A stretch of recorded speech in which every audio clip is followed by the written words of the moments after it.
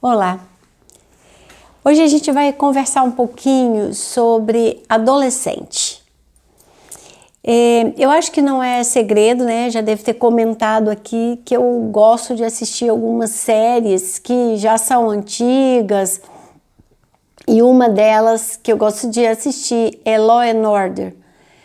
E eu estava vendo outro dia um episódio, aquela coisa típica, né? Duas adolescentes vão participar de uma viagem na escola, elas são irmãs, uma um pouquinho mais velha que a outra, e aí a mais velha acha que os programas que a escola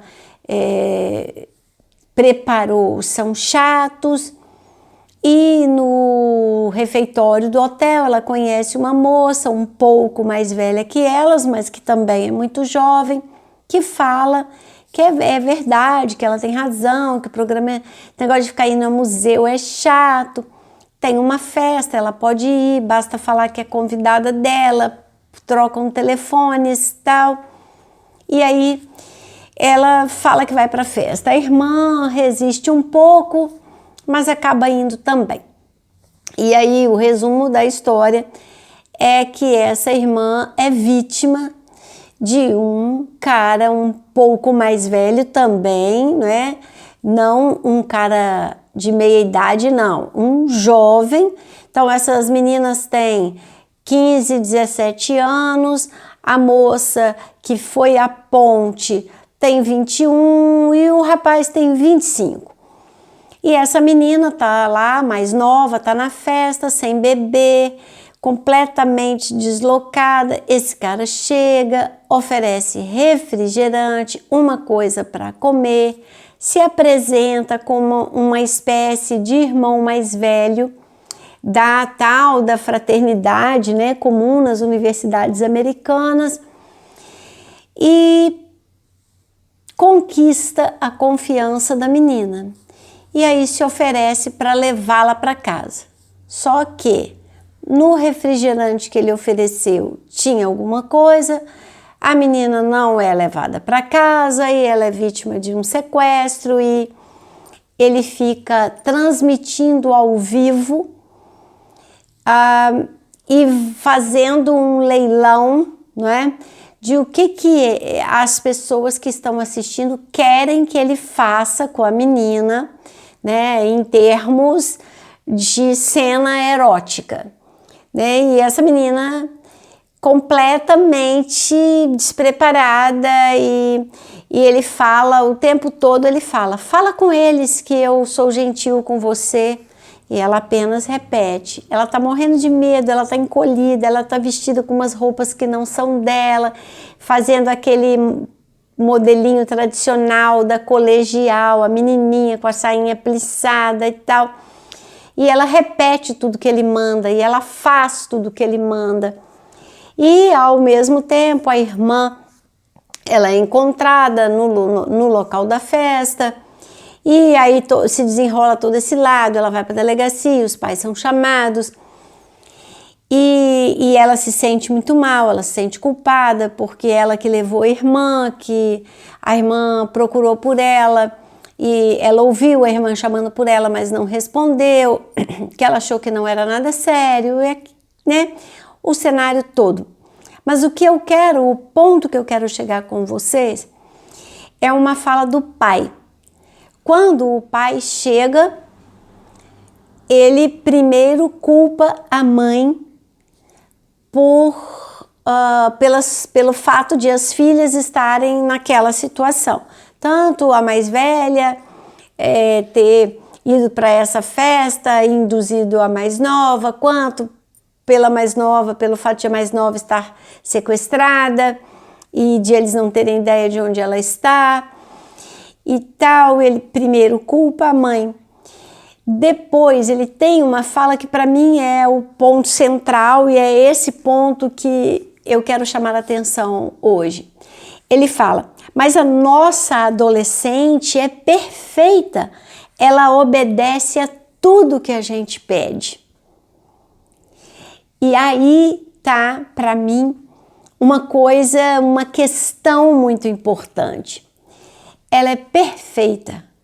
Ela não questiona, ela não pensa a respeito, ela não se manifesta mesmo que ela pense, ela não se impõe, ela não se defende, ela não se afirma, e ela é a vítima perfeita para aquele cara.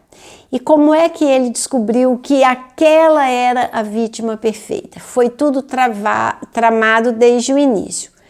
Quando essa moça de 21 anos encontrou as meninas no saguão do hotel e ela foi puxando o assunto, ela perguntou algumas coisas, achou as meninas na rede social, estudou o perfil delas e sabia: a gente pode investir nessas duas aqui. Porque o cara, para fazer os vídeos, era um leilão, não é? Na internet, ele precisava ter sempre novidade. Quanto mais jovem as meninas, melhor, mais dinheiro ele ganhava. E eles viram ali naquela dupla, né, naquelas duas irmãs, o perfil ideal. Uma atirada, entre aspas, corajosa, curiosa pelo mundo.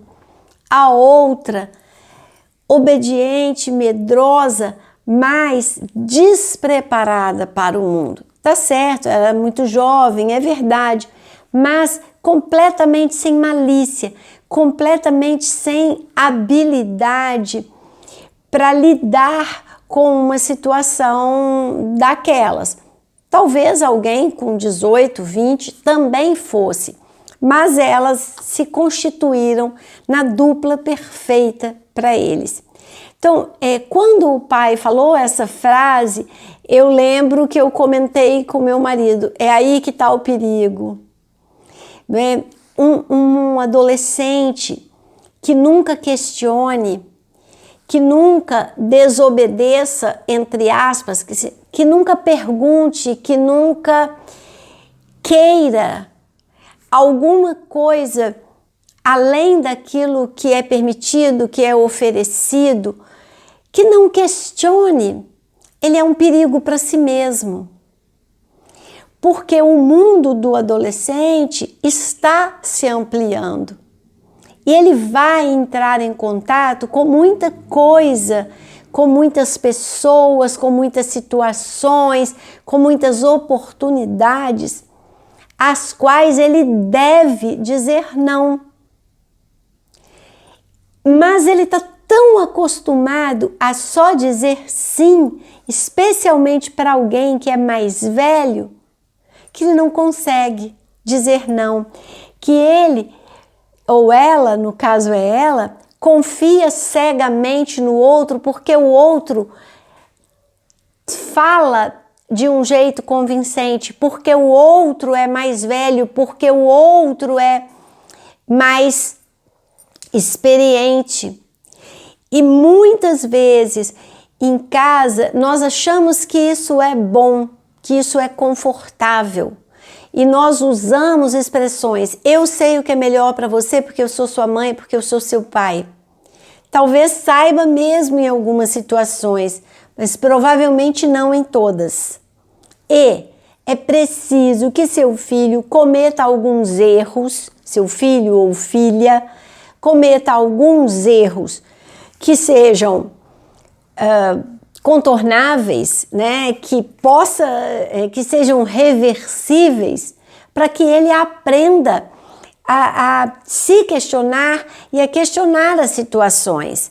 Então, esses erros podem ser desde sair com uma roupa muito agasalhada e de repente sentir calor, ou sair sem um agasalho e de repente sentir frio, quanto pode ser ter que dizer não para alguma coisa. Não precisa ser uma situação extrema. A série faz sucesso porque ela fala de situações extremas que infelizmente são verdadeiras, mas felizmente não são tão frequentes. Mas pode ser outra coisa, não é? Por exemplo, pegar carona com um amigo que às vezes está dirigindo sem carteira ou que bebeu e vai dirigir, e você tem que ser capaz, você precisa ser capaz de dizer, não, eu não vou, e de suportar a gozação que você vai sofrer, as críticas, não é?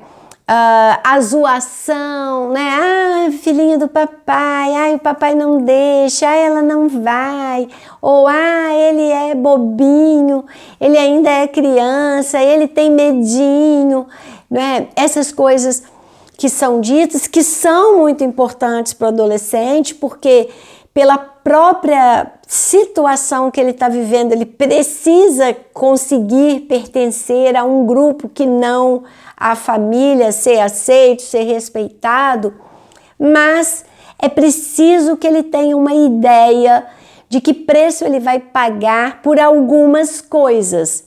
E essas coisas mais ou menos perigosas, né, ele precisa ser capaz de questionar, de dizer não, de enfrentar, né, a rejeição, a crítica dos outros. Ele precisa ser capaz de escolher a que grupo ele quer pertencer, porque na maioria das vezes, nos grupos que se formam dentro das escolas ou nos programas que eles fazem, nos aniversários, nas festinhas e tal, os pais não estão presentes, ele vai ter que escolher por si. Então é muito importante. Eu tanto já conheci, não é, adolescentes que enfrentam, que são capazes de sair da situação, e o enfrentar e o ser capaz de sair da situação pode ser exatamente pedir ajuda, porque confiam nos pais e confiam que os pais vão atender e vão entender o pedido de ajuda. Uma vez eu vivi essa experiência no consultório. Uma menina de 14 anos foi à festa da colega de sala, na casa da colega, e a casa tinha 3 níveis. Os pais estavam no primeiro nível e eles estavam no terceiro. Só eles.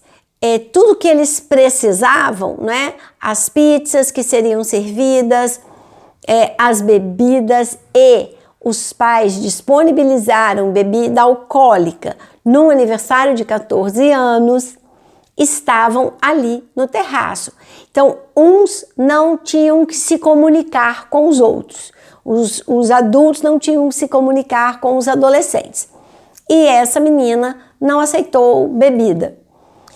Não, eu não bebo. Ah, mas não tem problema, não, eu não quero. E ela manteve a posição dela. Não, eu não quero beber, eu não quero beber. E aí ela foi sofrendo provocações e tal, até que alguém, na intenção, né, de que ela não fosse a única a sair da festa sem cheirar a bebida, entornou bebida na roupa dela. E aí ela foi ao banheiro e ela estava com uma meia calça, ela tirou a meia calça, era inverno, ela estava com uma meia calça grossa e tal, ela tirou a meia calça e guardou. E sentindo que o clima não estava muito bom, no banheiro ela aproveitou para chamar os pais e falar: eu não estou gostando de ficar aqui, eu quero que vocês venham me buscar. E aí ela saiu do banheiro, não falou nada, os pais combinaram com ela, né, que tempo eles demorariam para chegar, e ela não falou nada. Quando estava se aproximando o tempo, ela falou: gente, eu vou descer. Ah, por que você vai descer? O que você vai fazer lá embaixo? Não, eu vou descer. E aí alguns foram com ela. Quando foi calculado direitinho, quando ela chegou lá embaixo, o pai estava estacionando. E aí os meninos ficaram, né, outros adolescentes ficaram preocupados, pouco à vontade, e os pais desceram do carro e foram lá se encontrar com ela, e rolou um grande constrangimento. E aí ela, né, os pais escutaram, será que ela vai contar? Ela vai contar? Ela vai contar? Quer dizer, ela conseguiu sair da situação, justamente porque ela era educada para não dizer sim para qualquer coisa, para não pertencer a qualquer custo. Mas isso é muito difícil para o adolescente, porque ele não está preparado ainda para isso. Então é preciso que, junto com prepará-lo, venha também acompanhá-lo, estar disponível, porque cada vez são mais frequentes essas festas, né, que só vão os adolescentes, que as famílias não são convidadas. É natural. Primeiro porque as festas estão, né, cada vez mais caras e é muito difícil, você não conhece todos os pais dos amigos dos seus filhos, né, e o seu filho quer convidar todos os amigos. Não estou falando que não pode, mas é preciso que haja essa disponibilidade, porque o que acontece frequentemente? Já que a minha filha, o meu filho vai para o aniversário de uma colega, que às vezes até tem hora marcada, né? Vai durar de tantas horas. Nesse tempo eu vou fazer tal coisa, eu vou a tal lugar, eu vou não sei o quê. E às vezes você fica indisponível, você fica inacessível. E o seu filho pode precisar de você, ele pode precisar de um help, ele pode precisar que você vá buscá-lo, como no caso dessa menina. Então, essa adolescente perfeita, que obedece a tudo que você fala, que só faz o que você manda, que nunca te questiona, talvez ela seja imperfeita para a vida real da adolescência. E a vida real da adolescência precisa envolver alguns riscos para o próprio amadurecimento do adolescente. Mas junto com os riscos, precisa que haja adultos disponíveis, atentos e capazes de compreender os desafios que o adolescente está vivendo. O Winnicott, no livro O Brincar da Realidade, eu sei que eu já citei aqui no Quer Saber, mas provavelmente há muito tempo atrás, bem lá no início, tem um capítulo mais para o final do livro que ele fala na adolescência. E ele fala de uma maneira muito bonita que o adolescente precisa tentar, ele precisa sonhar, ele precisa se arriscar, mas ele precisa igualmente que haja adultos que não fujam ao seu papel de adultos, que garantam ao adolescente a possibilidade de correr alguns riscos em segurança, que esses adultos estejam ali por trás e que eles não impeçam os adolescentes de errarem, mas que estejam apostos para apoiá-los e para ajudá-los a compreender o erro e a assumir uma outra postura. Então é disso, foi esse episódio de Law and Order, eu não tenho ideia de que episódio, que temporada, mas esse episódio, esta frase deste pai, né? Ela é a nossa adolescente perfeita, que obedece a tudo que a gente diz, me chamou a atenção e me instigou a ter essa conversa com você. Porque não é uma criança e um adolescente de obediência cega que vai estar mais preparado para a vida real, para a independência, para a autonomia. É claro que você precisa ser, tem o direito de ser, mas mais que isso, você tem o dever de ser uma autoridade na vida dos seus filhos, mas não uma autoridade que impeça os seus filhos de caminharem em direção à autonomia, à independência, à autoconfiança, à segurança, né, consigo mesmos, sabendo que você está sempre na retaguarda, que você está sempre ali.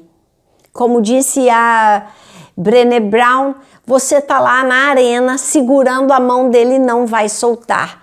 Embora algumas vezes ele queira desbravar novos caminhos. E ele precisa disso. Ele precisa. Mas ele precisa também, né, do seu apoio para ele ter para onde voltar, para ele poder contar, né, aquilo que aconteceu, para ele saber que ele pode te ligar, que ele pode te contar, que ele pode falar, que ele pode pedir a sua ajuda.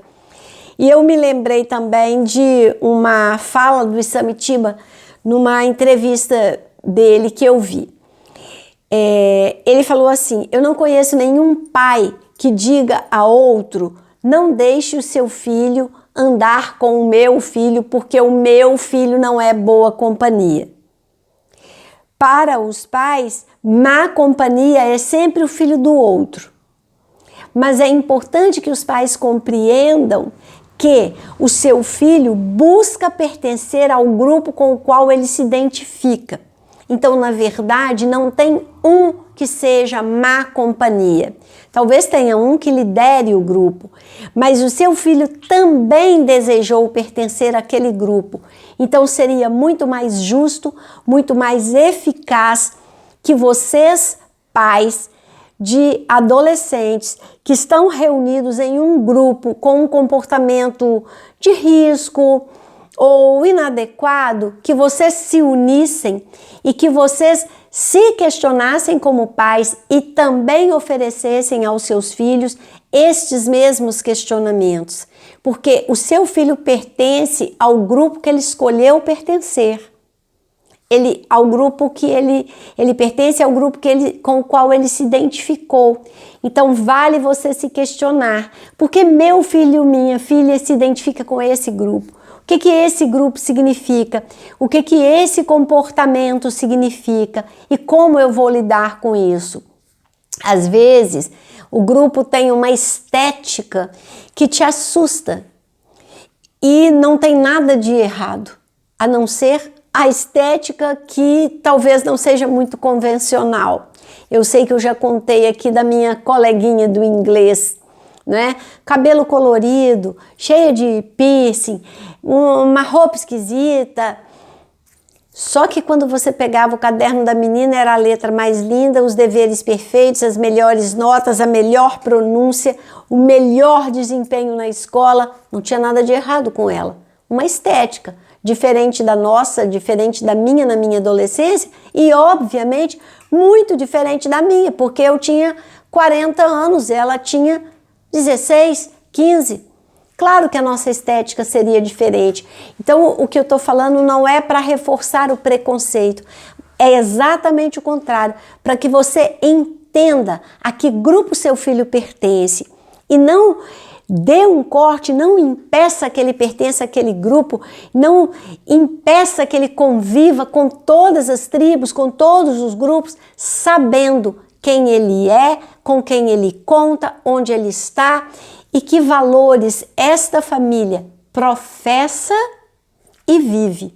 Então é muito importante isso, porque ao longo da nossa vida nós vamos conviver com pessoas muito diferentes de nós, religiões diferentes, posturas políticas diferentes, posturas sociais diferentes, maneiras diferentes de educar os próprios filhos, e nós vamos conviver.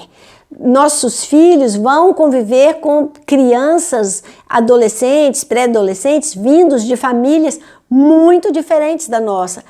Eles precisam estar preparados para aceitar, para conviver e para não se sentirem forçados a imitar, a acompanhar.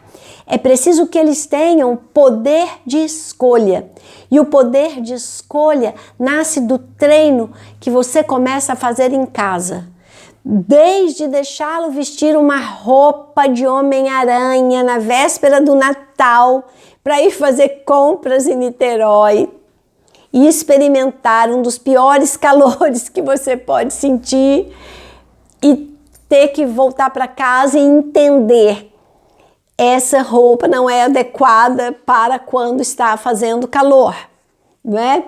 E até você entender que você não vai pegar carona com um amigo que bebeu, que você não vai se arriscar a experimentar uma bebida, uma droga, uma combinação, porque você não tem autonomia para isso, porque você não responde por si, porque você sabe que, embora possa dar muito prazer, pode ter consequências muito graves. É preciso que a gente enfrente isso, que a gente fale sobre isso, mas é preciso principalmente que a gente haja com relação a isso, com os nossos filhos, com os amigos dos nossos filhos. Não que a gente separe, não que a gente impeça os nossos filhos de crescerem e de conviverem com o diferente, mas que eles estejam preparados e, enquanto se preparam, que contem com a nossa ajuda.